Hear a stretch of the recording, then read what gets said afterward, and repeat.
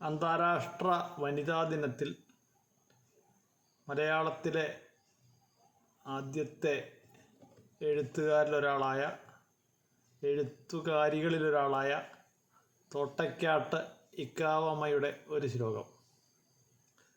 മല്ലാരിപ്രിയയായ ഭാമസമരം ചെയ്തീലയോ, തേർതെളിച്ചില്ലേ പണ്ടു സുഭദ്ര, പാരിതു ഭരിക്കുന്നില്ലേ വിക്ടോറിയ.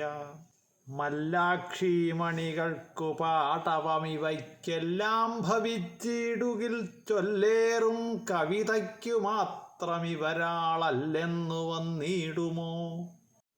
1864 ഇക്കാവമ്മ, തോട്ടയ്ക്കാട്ട് ഇക്കാവമ്മ ജനിക്കുന്നത്. 1916 അന്തരിച്ചു.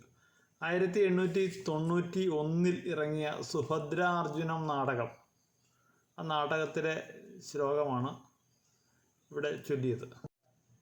ഈ നാടകത്തെക്കുറിച്ച് കേരളവർമ്മ വലിയകോയി തമ്പുരാൻ, കൈക്കുളങ്ങര രാമവാര്യർ, മാനവിക്രമനേട്ടൻ തമ്പുരാൻ,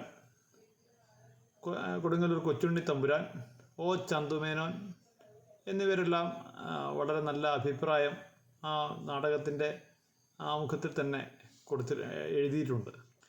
സന്മാർഗോപദേശം, ഓട്ടൻതുള്ളൽ, രാസക്രീഡ, കുറത്തിപ്പാട്ട്, പുരാണശ്രവണ മാഹാത്മ്യം, കിളിപ്പാട്ട് തർജ്ജമയാണത്.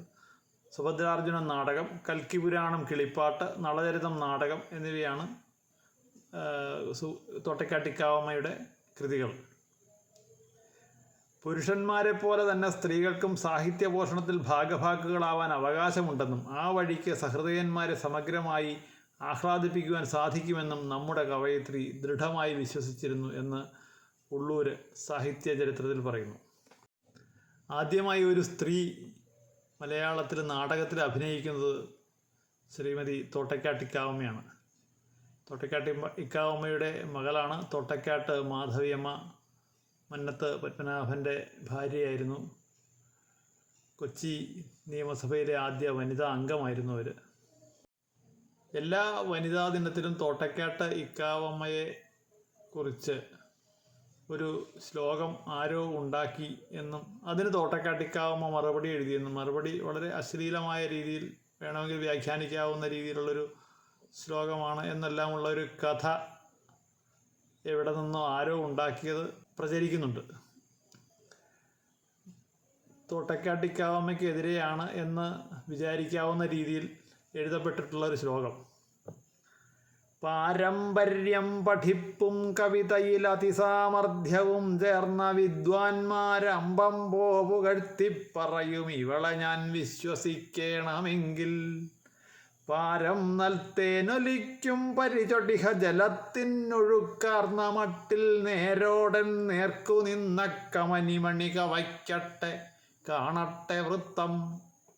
അങ്ങനൊരു ശ്ലോകം പ്രചാരത്തിലുണ്ട്. ഇത് എൻ്റെ ഒരു സുഹൃത്ത് എനിക്ക് അയച്ചു തന്നതാണ്. വളരെ കാലമായി ഈ ശ്ലോകം അന്വേഷിക്കുന്നുണ്ട്. ഇനി ഇത് തന്നെയാണോ ഇതിൻ്റെ ഒറിജിനൽ എന്നുള്ളതിനെക്കുറിച്ച് ഉറപ്പൊന്നുമില്ല. എങ്കിലും ഇതിൻ്റെ രചനാരീതി കണ്ടിട്ട് ഒരു പഴമ തോന്നുന്നുണ്ട്. എനിക്ക് ഇത് തന്ന സുഹൃത്തിനത് ലഭിച്ചത് വളരെ പ്രായമായ മരിച്ചുപോയ ഒരാളുടെ പക്കൽ നിന്നാണ്. അപ്പോൾ ഇതെന്തായാലും കുറച്ച് പഴയ ശ്ലോകമാകാനാണ് സാധ്യത, ലക്ഷണം കണ്ടിട്ട്. ഇതിന് മറുപടിയായി ഇക്കാവമ്മ ഒരു ശ്ലോകം എഴുതി എന്ന് പറയുന്നത് ആ ശ്ലോകത്തിൻ്റെ പ്രചരിക്കുന്ന അവസാനത്തെ വരി പ്രചരിക്കുന്നത് ഒരു വൃത്തത്തിൽ ഒതുങ്ങുന്നതല്ല. അതുകൊണ്ട് അങ്ങനെയൊന്ന് ഇക്കാവമ്മ എഴുതി കാണാൻ സാധ്യതയില്ല.